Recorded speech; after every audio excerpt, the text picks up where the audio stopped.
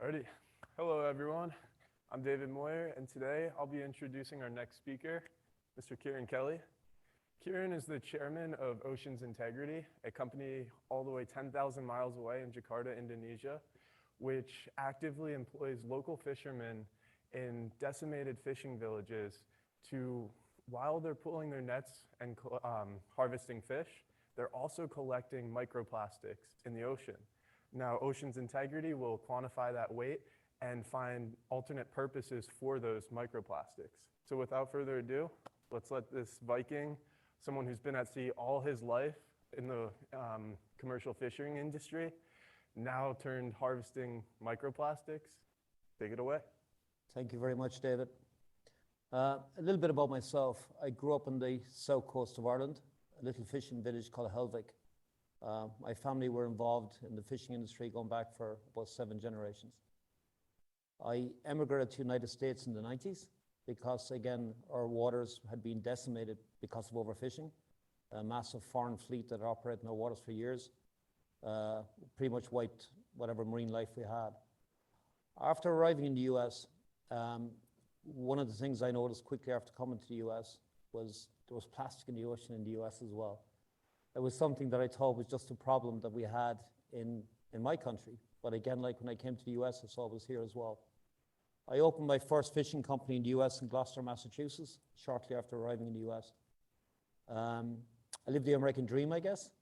It was within the first year in the United States, I realized that there was a fortune to be made harvesting seafood. I opened a second company a couple of years later on the West Coast of the United States. Then I opened up some companies through Central and South America. After about 10 years, I guess, of doing that, I remember I had this moment up in Alaska, up in the Bering Sea in the middle of winter. I'm taking back my nets one night. We were never as far north in the Arctic Circle. Very little ice that winter, and the place was full of plastic. Virgin grounds that had never been fished before, but the ocean floor was just full of plastic, loaded with plastic. Made a decision that night to change my life. I became an environmentalist, I guess, because of me, because of people like me. I realized what I was doing to indigenous communities in many areas around the world, the same thing was done to me. That's the reason I became a migrant to the United States, because of the very same reason, again, what I was doing, I guess, through Central and South America. The problems of plastic, when I started looking into plastic waste, I was shocked to see, again, I guess, the amount of money that our governments was pumping into the problem and nothing being done about it. I was shocked to look at the larger environmental companies and the way the whole operation works. The environmental industry is like a giant pyramid scheme. They bring in hundreds of millions of dollars a year, all of them. They do nothing about the problems like, to address our environmental issues that we actually face. And they're all about how can they bring in the same funding the following year. We started looking initially, I guess, to put a company together to tackle the problems of plastic on the backside of hurricanes through the Caribbean and through the Gulf of Mexico. Shortly after putting the company together, we were asked, would we look at a problem with plastic in India, in Mumbai? And the next was history, I guess, after that. We started operating in East and West India, same thing East and West Africa, and then through Asia. Today, we're the largest environmental company in the world when it comes to collecting ocean plastic. We do it in a very, very different way. We do it again, I go back to basics, back to the industry I know, back to the fishing industry. The fishermen are blamed globally about being the problem regarding ocean plastic. That is not true. We break down the plastic we collect. We try and identify the source of the plastic. Well, 95% of the plastic we collect is coming down rivers around the world. But 4.5% of the plastic is dumped directly into the ocean.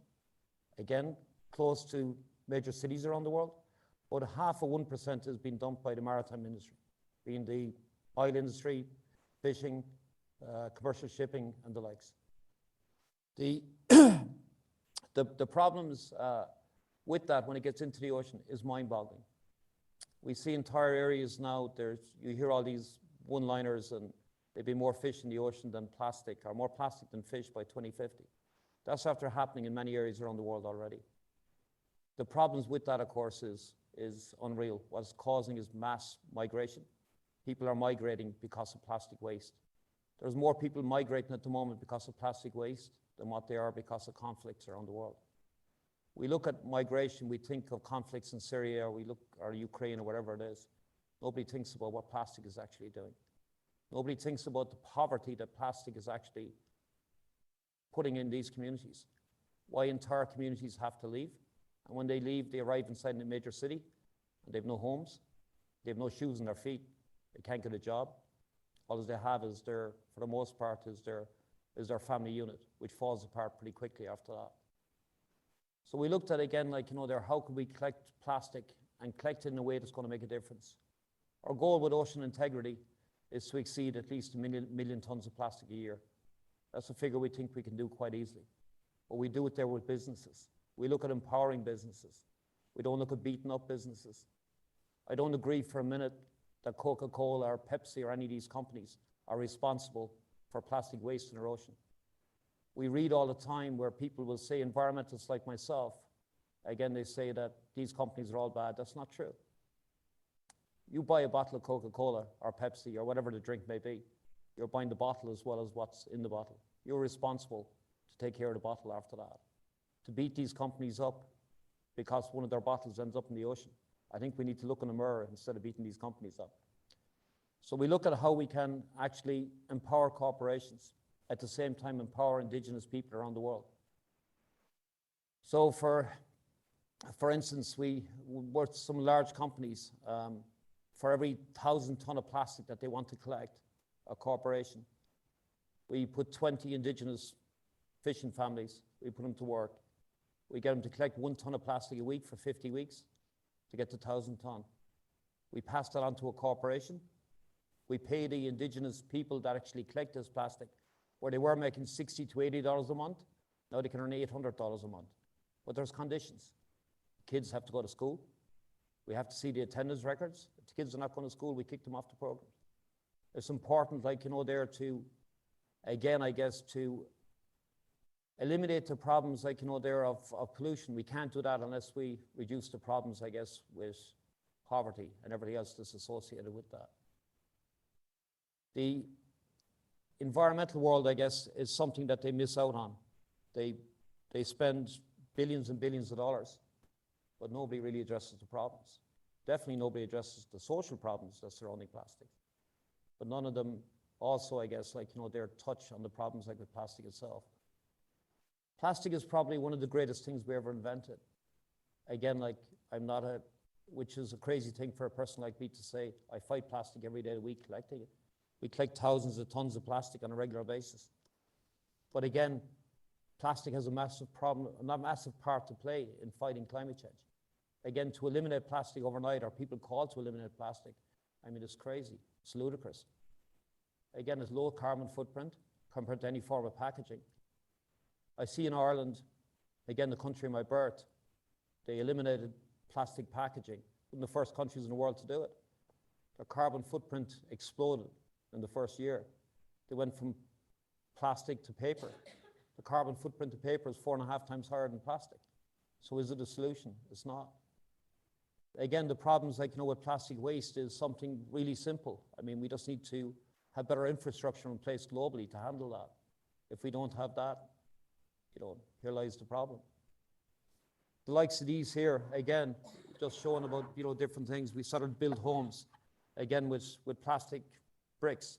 The likes of these are made from a mixture of 7 different types of plastics. All the plastics people say can't be recycled. Of course, it can. There's many solutions there for it. The cars we drive, again, we can turn our plastics back into fuel, into diesel, gasoline, again, through plastic. Things we should be doing.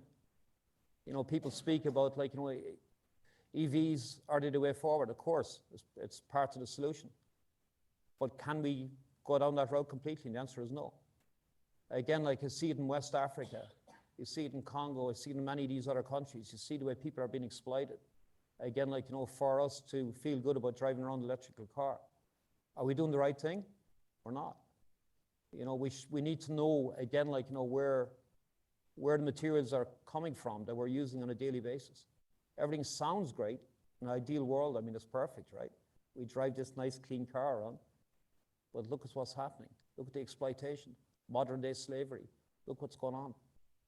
We have to have real solutions, again, like, for all the environmental problems. But we have to be true to ourselves too at the same time by doing that. Again, we look at entities, no matter where they are. We look at all these entities can be part of the solution. We look here at Penn State. I mean, what a fantastic university. Why not become the first university in the world to become plastic neutral? Again, on a program like this. I mean, it's an easy thing to do. Let's start the domino effect. Let's get every university in the world to do the same thing. We can eliminate plastic waste. We can pull hundreds of thousands of people out of poverty. We can end that cycle, I guess, like, that has plagued these communities for forever. We can do it. We only can do that if we work together. That is something we can definitely do. We definitely can't continue the way we're continuing. Most people don't realize inside in our ocean, again, plastic is one of the greatest things we ever invented. We can't live without it. If you go into a hospital and if you get rid of all the plastic in the morning, you're probably going to die. I mean, you can't do without it. But if you look at where we are right now, we speak about climate change and how we're going to fight climate change and how we're going to change, again, like, what's happening on our planet. Up to 50% of the plankton in our ocean is dead right now. 50%. Plankton is the lungs of our planet. It's not a rainforest. It's actually our ocean. Everything we're doing, we're actually, again, affecting the plankton that's in our ocean. We cannot survive without a healthy ocean. It's impossible. We look at, again, like, renewables. We look at offshore wind. And again, I'm very vocal. I get into trouble all the time about it. Again, speaking out against it. As an environmentalist, that's something you can't do. But you look at the offshore wind industry, what it's doing to plankton, and what the potential that's going to happen because of that. I mean, it's scary. Or put the structures offshore that's going to decimate plankton. It's already doing it. We've seen it in Denmark, areas where they're years ahead of the United States. We're inside in the bays where they put these structures in years ago, where there's no marine life today. There's nothing. There's been no commercial fishing in these bays for years either. But again, like, it's the structures, again, that's putting them in there. All the filter feeders that grow on these structures. As the fish spawn, the larvae of the fish swims to the surface. It hangs around this top 2 meters of the water column. When it does, all these filter feeders eat them up. Fish stocks plummet. Again, the same thing with plankton. Can we survive if we don't change? And the answer is no. Like, we have to be real about the problems we face, and we have to figure out ways of fixing that. So anyway, Ocean Integrity, we're a social enterprise. We're all about empowering people, I guess, through the collections of plastic waste.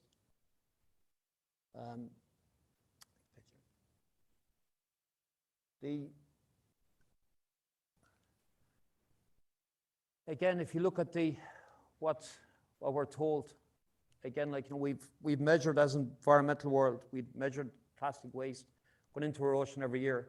And how we did that is we measured it from bridges and structures. And we counted the pieces of plastics that was going underneath the bridges. And we came up with numbers. Initially it was 8 million tons. Then the environmental world said about 10. And they were saying about 12 million tons. Or they were saying 14, 15 million tons. We firmly believe now there's over 30 million tons a year going into our ocean. Again, a massive number.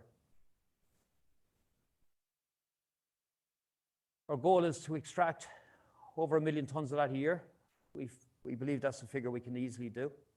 We think we could do a lot higher than that. But again, like, we definitely have to do something to stop the flow of plastics into our ocean.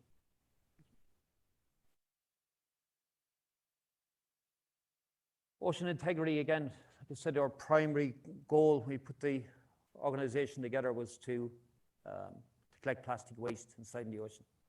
Again, the last thing in the world I ever thought that I'd end up living in all these countries around the world. I was quite happy in my adopted country.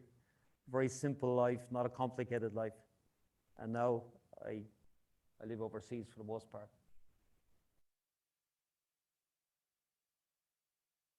We started speaking some years ago again about how to get companies to be more proactive, I guess, in the environmental space. How to get companies, again, to become plastic neutral. How to reduce companies, again, carbon footprint by removing plastic waste. We're just in the final stages with the United Nations right now with a program where we can actually generate 7 carbon credits for every ton of plastic we pull from the ocean. So what we do with that, we use that as a tool, again, to bring more corporations on board. So we get corporations, again, to sponsor cleanups of plastic. And with that, we eliminate their carbon footprint by doing that. Again, like I said, the opportunities that are here right now are the greatest opportunities since the Industrial Revolution. It's just up to people, again, trying to figure out, ways to utilize, I guess, that. One of the devices that we use was these MPEDs. MPEDs, again, was something that we spent years developing here in the US. It got built eventually in Denmark. MPED was years and years of trial and error. MPED stops all plastic particles down to about 65 microns. So we stop a lot of microplastics as well as large particles of plastic. What was shocking about MPEDs when we put them in the rivers around the world was the amount of plastic we actually got. You look at these rivers, these highly polluted rivers, and people think, again, plastic actually floats. You throw the likes of this into the water like this will float. Most plastics actually float. But what we found inside the rivers, we realized pretty quickly that we're after making a massive mistake. We're after underestimating the volumes of plastic going into our ocean for years, globally. When the plastics gets into the ocean, again, one thing that happens, the plastic itself, all this sediment and the sand in the plastic attaches itself to the plastic. The plastic sinks pretty quickly after that. The plastic then continues to roll like a plastic bag blowing down along the street, rolls along the riverbed. And of course, it enters into the river. That photograph behind you was on a river there a few months ago just west of Jakarta. We put it in with some reporters and politicians there when we put it in, and they said, how much plastic is heading down the river here at the moment? I said, on the surface of the river, about 300 kilos an hour, maybe 400 kilos an hour. But I said, so how long are we going to leave this out? They said 6 hours. So in 6 hours, we might have, say, 3 ton, 4 ton, whatever. I said, no, we'll have a lot more. And they said, but you said there's only 300 to 500 kilos coming down the river. I said, I want to show you. We've made a lot of mistakes over the years. The environmental world continues to make mistakes. Plastic doesn't float in these waters. So when we pulled that back after 6 hours, we were shocked ourselves. We had 87 tons of plastic, and we had another 19 tons of organic in it. Again, it put shockwaves through the environmental world. We carried out more tests in multiple countries after that, and we found similar figures. Up to 10 times the amount of plastic we see on the surface. We're actually seeing, again, plastic heading down these rivers that we can't see. If these numbers are accurate, that we think they are, it could be 10 times the figure that's being quoted right now. Again, the environmental world seems to, again, up to this, they were saying that about 15 million tons a year, 14 to 15 million tons a year is going into our ocean. But the number is staggering. Next one, David. Again, this is one of the MPED devices. You can see it there, it's just filtering the water all the way through. On the back section here, you can see where the white, like little bits of cloud. What MPED is there, once we started developing it their first day, the scientific community again told us we'd never be able to figure out something that can filter massive volumes of water without creating that bucket effect where the water won't go back into the device. So after years, we put in these separate chambers to create turbulence inside the chambers. And with that, it forces the water out through these tiny meshes, and at the same time holds the plastic in. We do believe that the MPEDs are something globally that can stop all the plastic getting into the rivers. Next one, David.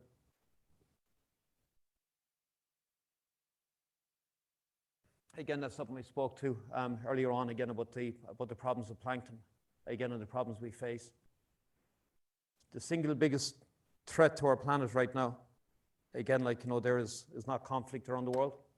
Again, it's the problems of plastic, microplastics, what's actually happening inside the ocean. Unless we come together globally and remove the plastic out of our ocean, we're in serious trouble.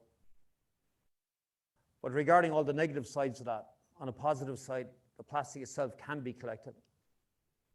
And as well as that, plankton itself, is something that grows really, really quickly. The stocks that's needed, inside our planet, could double every couple of months. And of course, we can turn this around pretty quickly. But we can't do that, I guess, unless we truly stop the flow of plastic getting into the ocean.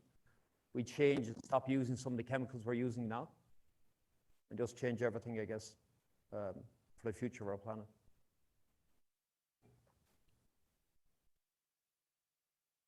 What we work with there globally is like these guys here.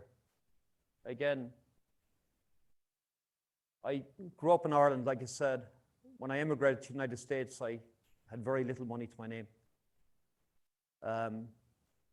Like I said, I lived the American dream. The US is the most amazing country in the world. If you want to do something here, you can do it. Whatever you set your mind to in this country, you can achieve it. I was in this country less than a year. I was to buy my first house for cash. I had more money in the bank than I could ever dream of having. I did that because I worked hard. The US, of course, like every country, has lots of problems. We all do. All countries do. But it's the greatest country in the world. We can fix the problems that we have, and the US, of course, has to lead the way. We have to do it in a way that makes sense. We have to rule out greenwashing. We have to forget about politics. We just have to come together to do that. The next one.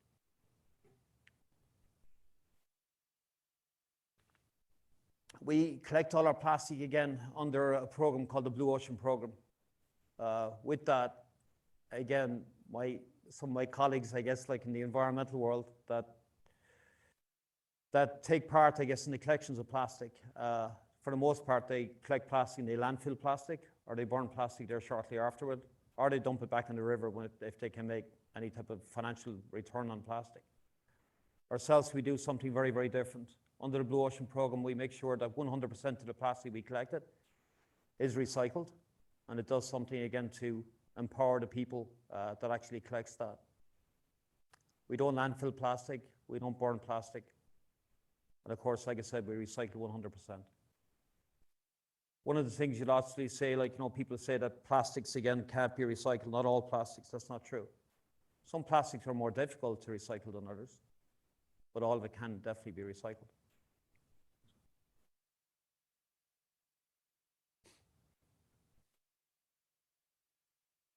How we, again, greenwashing is a massive problem in the environmental world. It's getting worse, definitely not getting better, unfortunately. So what we do with the collections of our plastic, we have multiple independent entities that audit our work from start to finish. Once we do that, we upload the plastic itself on a blockchain. We use an American blockchain there called Devio. We worked with those guys now with a couple of years. So again, just to keep everything complete transparency from start to finish with it. Again, I got involved in this to give something back to our ocean. I never thought about this being a business. The last thing in the world. I just wanted to give something back, that was it. But now I see that there's a massive opportunity to change the world. to save our ocean from plastic waste, to reduce entities or countries' carbon footprint, and truly change the way we live today.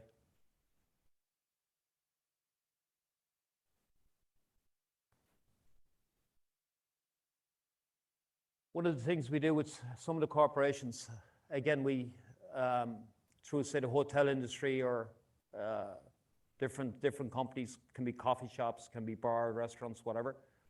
We get a lot of companies all over the world. What they do now is they put on a surcharge, an environmental surcharge, buy a cup of coffee or whatever, they put 6 cents onto that. What does that mean?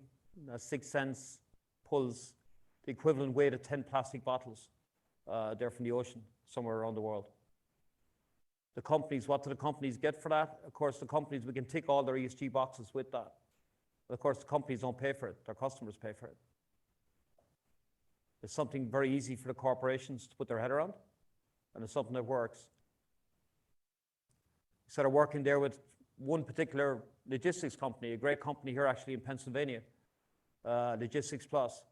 Again, their corporate office, I guess, is in Erie, PA. They have offices in 40 different countries around the world. We do a lot of work with them. They're an amazing company. Logistics Plus, with the last few years, have pulled something like 3,500 tons of plastic out of the ocean with us.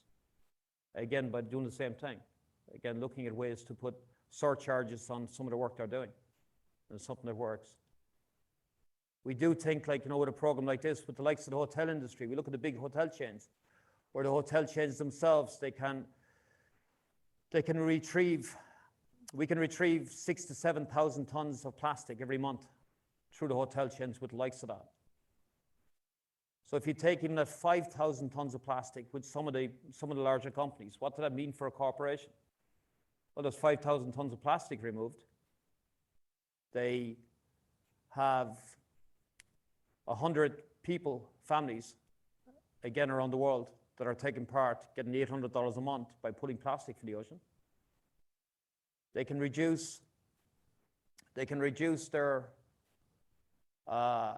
global carbon footprint. They can reduce it by 35,000 tons a month. So again, like some real solutions, ticking all the ESG boxes that these entities need to do, but ticking in a way, again, that makes sense, that it's not going to cost them any money to do that.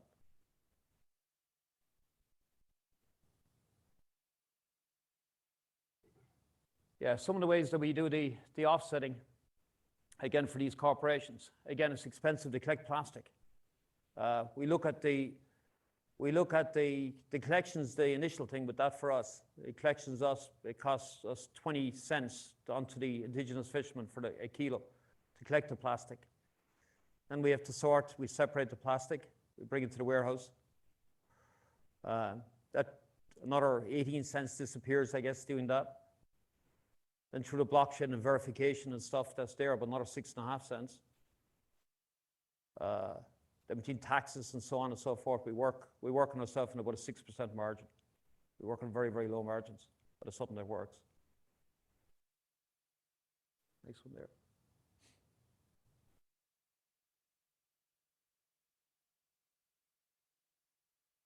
Okay, any questions?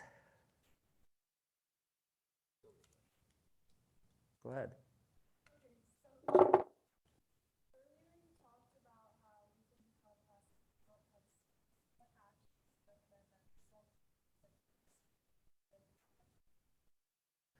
Yeah, good question. Well, first of all is,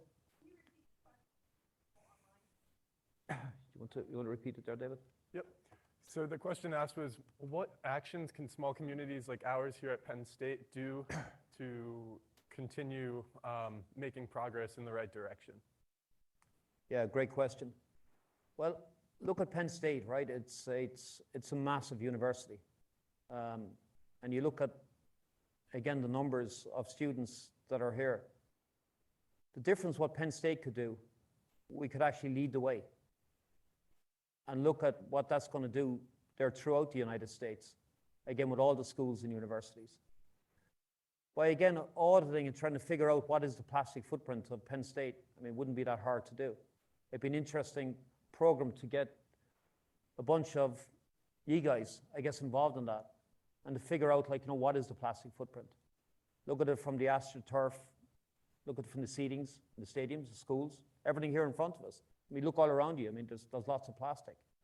Can we do that in a way, again, like, to eliminate the school's plastic footprint? And of course, the question is, or the answer is yes. You have massive sponsors. Again, that's one of the ways to look at that. But it's definitely something we could do. It's not that expensive to do at the end of the day. But is it the right thing to do? Yes.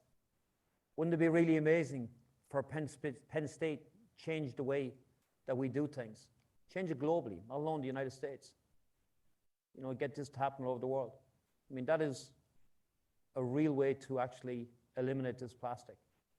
We have to do it in a way, again, that makes sense. Again, like, we looked at the environmental world again, but the money that's been spent, like, with the last 10, 15 years in this space about collecting plastic. They're spending thousands and thousands of dollars to pull 1 kilo of plastic from the ocean. Again, it's impossible. But again, like, with you guys, we'd love to be able to continue that conversation. And definitely, like, there, first of all, I guess, to figure out what the plastic footprint of the university is. And then put that together and put that numbers together and figure out what it's going to cost to actually make the university become the first university in the world to become plastic neutral. For other questions, I have a mic.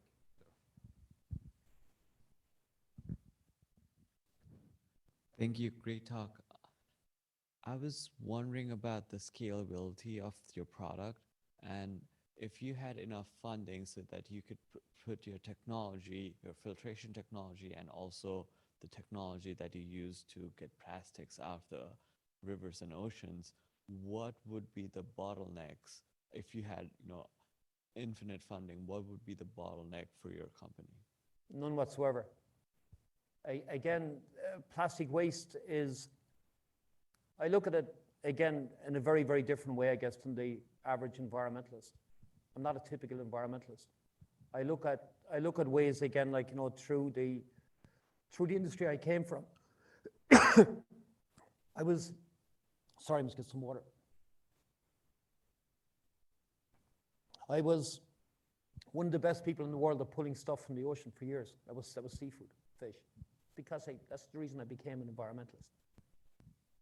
Looking at the plastics inside the rivers that are flowing on these rivers, 100% of that can be stopped. That's 95% of the plastic that's actually getting into the ocean. That all can be stopped. The 4.5% that's coming from the communities, that's actually a little harder to stop that. Unless you have the proper infrastructure in place, unless we can turn plastic into a commodity. And that's what we do through this program here, putting the value to plastic. We look at plastic, when people look at plastic in the developing world, they see it like as a way to feed their family instead of trash. When you look at the cities all over the world, not in any one country, where a family is living in a room that's not much bigger than your bathroom, on a dirt floor, one room. When they do cook some food, I mean, they have to get the trash out of the house. If you keep the trash in the house, you're going to get rats, disease, other problems. So they have to get it out.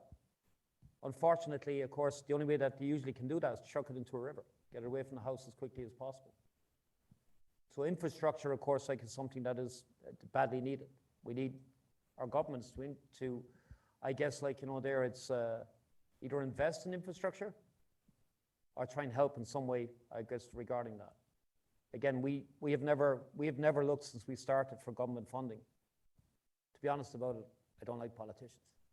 No matter what side they're from, right or the left, I stay away from them all.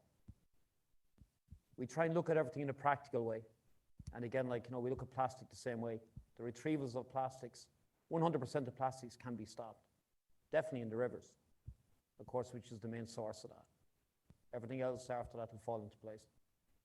So scalability, again, to get 5 or 6 or 8 or 10 million tons of plastic is pretty easy to do, actually. But when you look at the way plastic has been collected historically, of course, it's not scalable.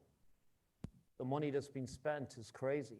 We look at the guys playing around in the Pacific with catching a few kilos of plastic a day, burning 50 to 60,000 liters of fuel to do it. Is it good for the environment? Of course not. Is it scalable? Definitely not.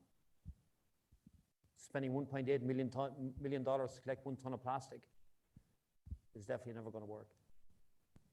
Thank you. Matt, how much time do we have left for questions? 20 minutes. Okay, other questions? Kieran, you brought these bricks along with you, Yes. and you only touched on them a little bit. Tell us more about them and their capabilities, where do they come from? These bricks came from ocean plastic. They're from the Java Sea. We've been looking at ways again to build homes. One thing I didn't touch on is, I guess, like, what we give corporations back. We looked at, again, where corporations are always looking to, for the most part, do the right thing. So for every 1,000 ton of plastic offsets that we go through, or plastic that we collect through sponsorships, we build 4 houses. We build houses, again, by using plastic. Prior to this, we were using plastic aggregates that we're mixing up into a concrete mix to build homes. But now we started building these. We started looking with, again, and speaking to other companies that are handling plastic waste through South America and also in Africa. We started looking at these, again, like, because one of the big problems that we see in Indonesia is the problems of earthquakes. Earthquakes, of course, is something so common, right? I mean, the first time I experienced one, like, I ran from the building and I was terrified. It was first time ever, but you feel them every couple of weeks, right? You see, again, like, the devastation from these are unreal. We see the amount of people, like, that are with the last couple of major earthquakes that we had over the last few months in Indonesia. I mean, massive loss of life. So we looked at these, again, like, ways that you could build a building. At the same time, the building can actually flex. When you get an earthquake, buildings won't fall down. Again, but we're looking at one of these. We're sending these up to Penn State Burn, again, to do some tests on it. And the reason for that is I want to build a house myself here in Pennsylvania next year with the plastics that we actually that we collect in the ocean. I want to bring some of that back home here and just to build a house. At least live in a house of the crap that I pulled out of the ocean somewhere else. Kieran, we have a couple questions online. The first question is, how do I get engaged with your business and what your company's doing? Yeah, that's quite easy. You can visit our website, oceansintegrity.com, or just, you can follow myself on LinkedIn. I'm the outspoken, controversial environmentalist, but it's pretty easy to find me online. But again, like, they're oceansintegrity.com or info@oceansintegrity.com.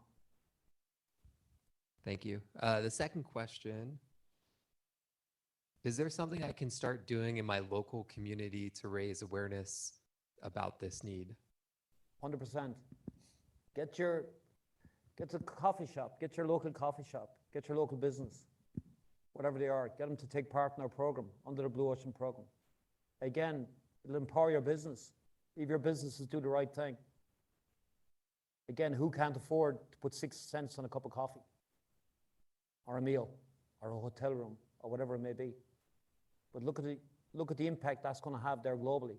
It's only pennies, but those pennies make such a difference. Quick show of hands. Who in the room here would pay 6 cents on their cup of coffee, knowing that it's going to remove 10 other cups of coffee from the ocean? Yeah, 100%. So that's your answer. Right.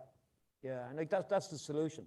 Like the problems we face. I mean, we all have the answers for this. We can all do that. But definitely, let's look at how can we get Penn State to become plastic neutral. Can I ask and then you ask? Okay, great. Sorry.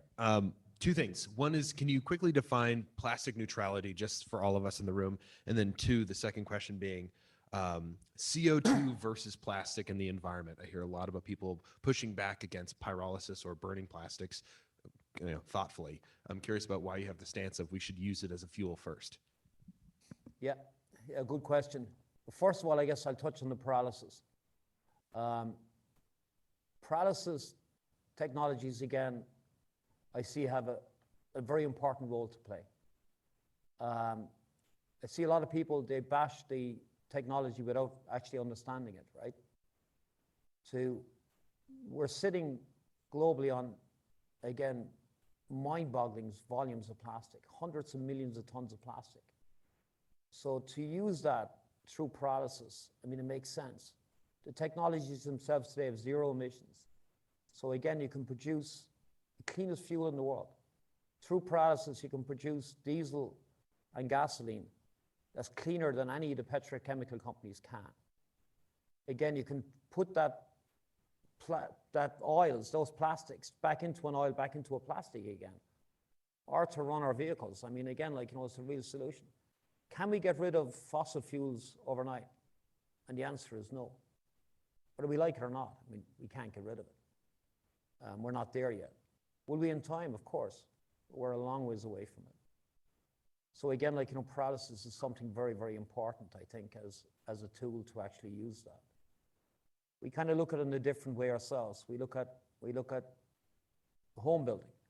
We look at, in Indonesia at the moment, there's a shortage of, I think it's 8 million homes. 2 or 3 families can be living in a room that's no bigger than your bathroom. It's the same in India, it's the same in Sri Lanka, it's the same in West Africa and stuff. People are lucky. If they have a roof over their head, they're lucky. Better than sleeping on a beach or sleeping under a tree, which many families do too. But regarding plastic neutrality, it's a term I actually hate myself, to be really honest about it. But again, I use the term because people seem to understand it. But again, do I like it? No. We look at it a way we spoke about Penn State to gauge what university's plastic footprint is, and to offset that by pulling that amount of plastic plus 10% by reducing the plastic footprint, I guess, that's in our ocean's plastic footprint, which is crazy when you would think about it. Ocean's plastic footprint. Our oceans shouldn't have one, but we do, right? So again, to try and remove more plastic than what their entities are using. Again, can Penn State get rid of all this plastic? Of course it can. It'd be crazy to think it could. But can Penn State help globally to fight the problem of plastic waste? Of course it can. Can Penn State help end poverty? Of course it can. If you look at that, there on a yearly basis, right? That we get on a program, say with you guys, and we get however many families that means collecting plastic every year. How long can we pull the families out of poverty? We can maybe help sponsor the kids and get some of our kids to come to this university. Again, get them to get an education. Chances they're never going to have in life.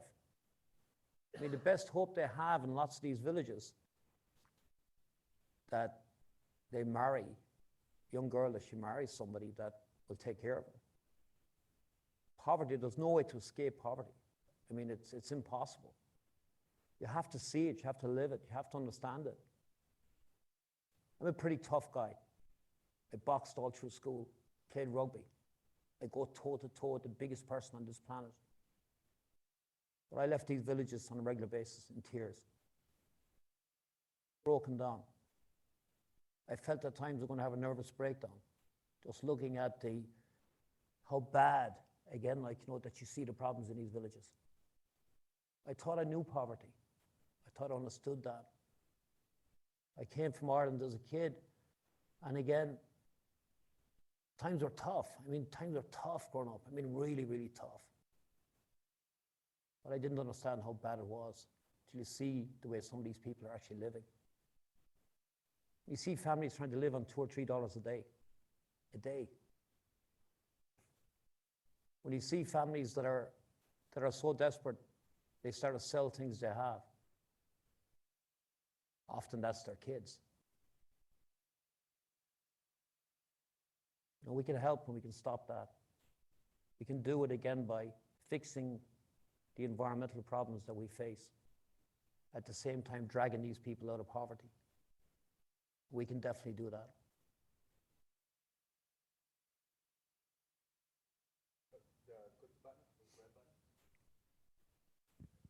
Hi, I was just curious, it's a simple question, but what changes have you made in your own life to reduce your plastic footprint or carbon footprint in this world? Could you repeat that, please? What changes have you made in your own life to reduce your carbon footprint? I was just curious. It's, you know, it's a good question. And I try every day, I guess, like, you know, there to try and reduce it as much as possible. I travel lots. And of course, I feel guilty about that at times, but I have no choice. But I look at, again, everything I do, I guess. You know, I live a very modest life for the most part. I don't go out of my way. I'm very frugal with money. Now I feel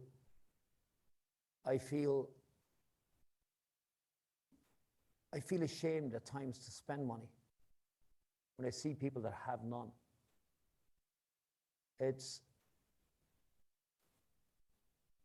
again, when I got into this space, I had no intention of going overseas. I had no intention of doing anything of the sort. 80% of the wealth I had, I'm after pumping my own money into this. 80% of everything I had, I'm after putting into this myself. That's my own money. And I continue to do that on a daily basis.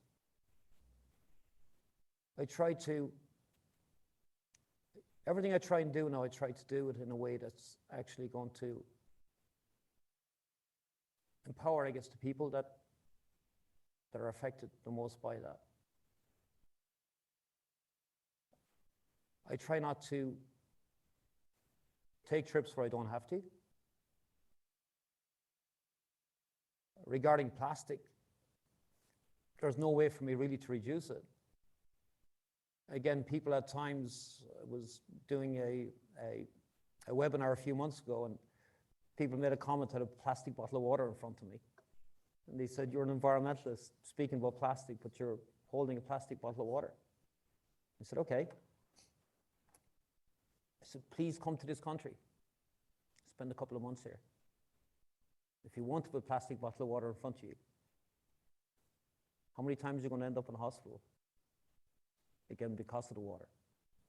Again, it's back to the same thing. To answer your question in a long-winded way, I guess, plastic itself is not the problem.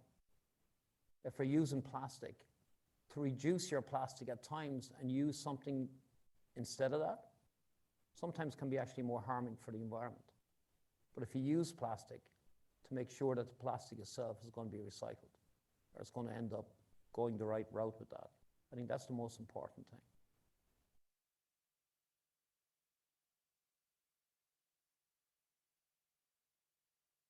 Other questions?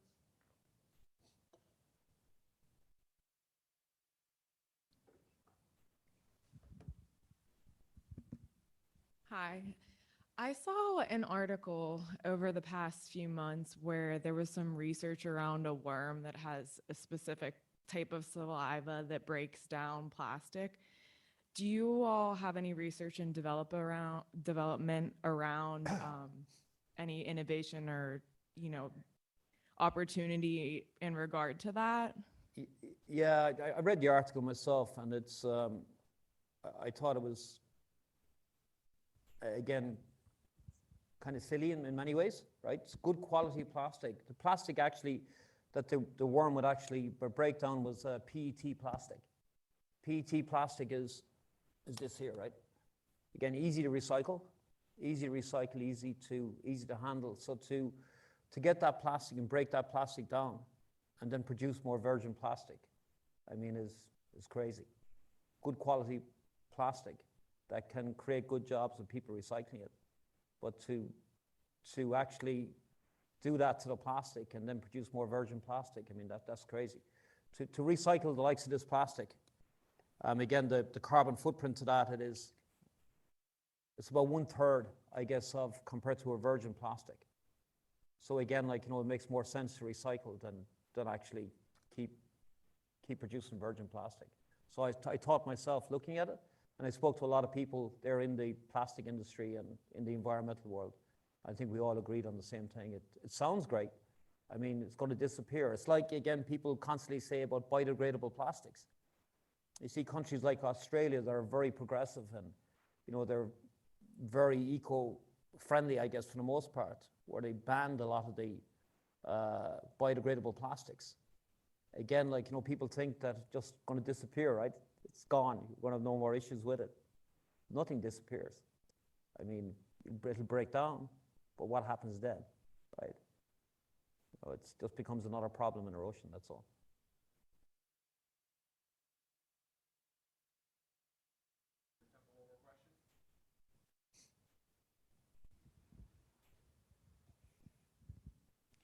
I was wondering if you could give the students in the room and on Zoom some advice for if they're interested in starting their own social startup, social entrepreneurship startup. Of course, yeah. There's, like I said earlier on, this is a very exciting time, I think, for all you guys. I mean, you're going out into the workplace, and the opportunities there are absolutely enormous. I think especially in the environmental side of things, sustainability is something that's becoming more and more fashionable in the US. And places like Europe and stuff, of course, are years ahead of the US when it comes to that.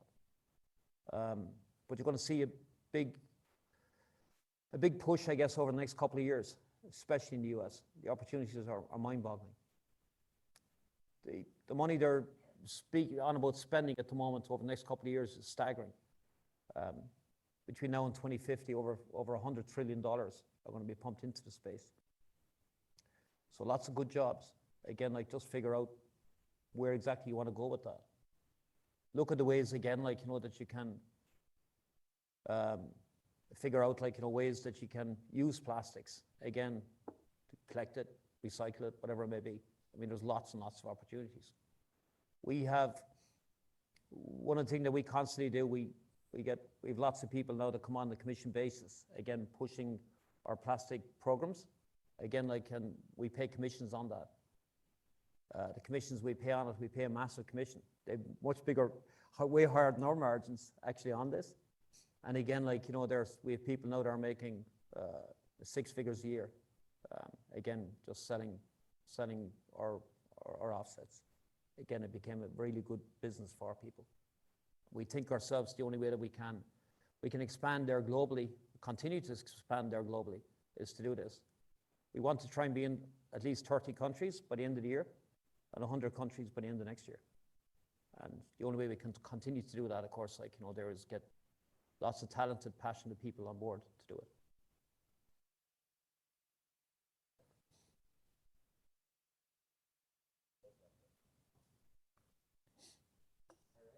Thank you so much for joining us. Thank you very much.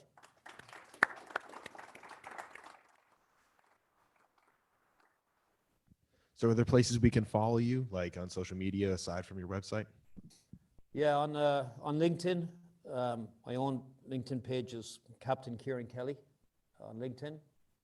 On Facebook, Ocean Integrity, the same on LinkedIn, or on Instagram, I should say.